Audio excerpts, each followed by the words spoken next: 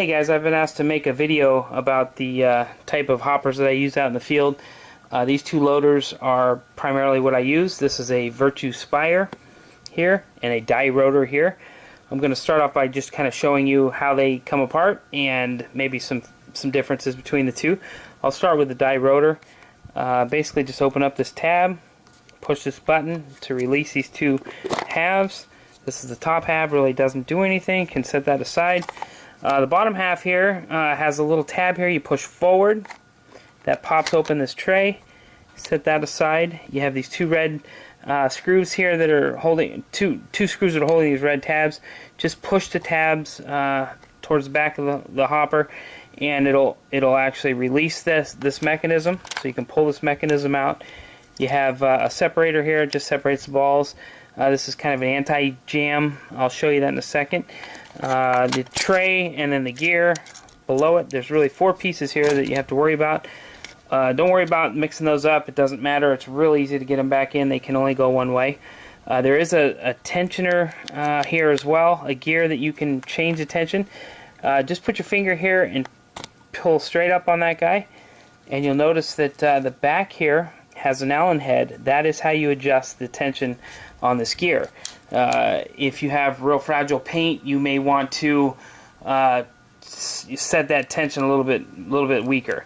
I personally have never adjusted my tensioners. I've left them at full capacity on my hoppers. I shoot a lot of brittle paint. I've never had an issue. I would not worry about it too much unless you do have that one gun that just does not accept brittle paint. Anyway, to put this back in, you just kind of set this back towards the bottom button here and then push straight down. And as you do that, it'll lock into place, and you'll notice that button is back in place. You can turn it on and off and hear it. To put this tray back together, you put your gears first. They just kind of push down, center in the bottom there. The next thing that goes is the actual top part of the tray that sits on the gears. There's a little tab here you have to go underneath. Just make sure you line that up. Then you have your anti-jam piece here. There is some gears here that go down, so that's easy. This can go in any position. I have not found it to be an issue anywhere in the gun or in the hopper. It can be in any position there. Then your ball separator goes under that tab, and then on top of these two. Close your little tabs here. That'll lock this assembly into place, and you can see that it's down in place. Now, this is the anti-jam. They call this a shark fin to move that slider down there, which will allow the ball to push. If you are jammed there, it can clear it. Also, I like to turn this on and make sure that runs properly before I close it all back up. Everything seems good there. So we're going to go ahead and put this lid back on. This guy, you push this part forward first, kind of hold your hand up tight there, just push down on the back, and it just clips right into place. This has a spring load as well that keeps the balls fed forward, which is kind of nice. We'll put this back together, and we'll close that up, close that lock mechanism. It's good to go. Now we're going to take apart the Virtue Spire. You're going to find that this takes about half the time, if that. It's a very simple loader to take apart. So this button here is what releases this top part. We're going to push that up and then push it in like a button. Pop the lid off. This here is a snap lid. I do also have the speed feed. I'll get into that in a minute.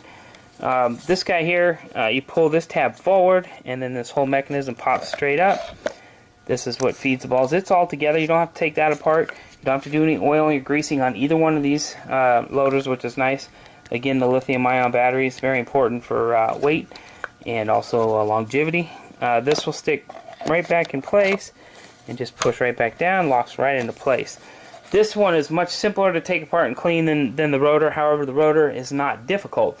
So the trade-off is maybe 20 seconds or so. I'm probably not proving that in this video, but anyway, we're going to go ahead and put this back on, and then what you do is just basically line the tab up there.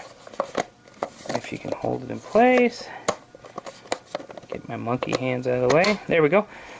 So it just clips on, push the button back down, it locks it into place. Keep in mind, when you buy these new, they come with instructions on how to do all this, and it's pretty self-explanatory. The nice thing is you can't put it in too many ways wrong, which is nice. One thing I wanted to go over is the operation of these two. This one here is a noise feed hopper, so it basically controls by sound. It does agitate a lot, so you will hear this thing run quite often when you're using it. It can be annoying to some people. I've gotten used to it, but the first few times I played with it, I thought, wow, this thing just needs to shut up, and wouldn't, kind of like me in this video, sorry. Anyway, so we'll turn that back off. The nice thing, though, I found that when this thing runs out of balls, it actually stops spinning, and it's quiet until you load it again. I love that part of it. The rotor is different. This thing makes no noise when it's feeding. I don't hear it at all. It constantly just keeps pressure on those balls and feeds them down until it's empty.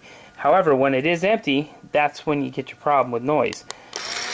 That's what it sounds like when it's empty or very low on balls. And what happens is the guy on the other side of the field that's close to you is going to hear that. And he's going to know that you're out of balls, and he's going to turn and get you. So you do want to be careful of that. So the major two differences, this thing's going to run quite often, but not when it's empty.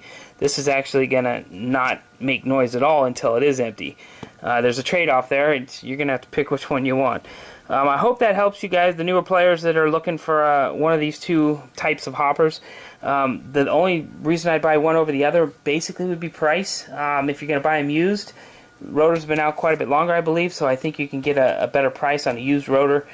Still look for one that does have that shark fin, though. That's a real important feature on there. The Virtue Spire, I have not yet had one jam in this guy. I have 3 of them, and none of them have jammed on me. I use Reball in my house. Those have never jammed. It's just an awesome loader. I do love this loader. If you can get over the noise that it makes, you're going to like it. The rotor does not work well with Reball, so don't even try that. Again, I've had very few jams in these as well, and I've been using these for a couple years, and I have several of these as well, and I'll tell you, they're also very nice loaders. So either one you get your hands on, if you can get a good deal on eBay, jump on it. Thanks a lot.